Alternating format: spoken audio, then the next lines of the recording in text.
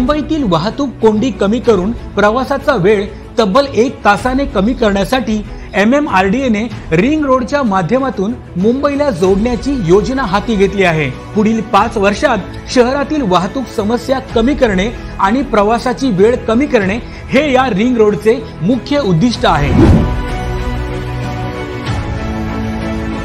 MMRDA ने या ring रोडसाठी 58,000 कोटी रुपये मंजूर केले आहेत। या योजनेतून 90 किलोमीटरपेक्षा जास्त लांबीचे रस्ते, पूल आणि बोगदे तयार केले जाणार आहेत।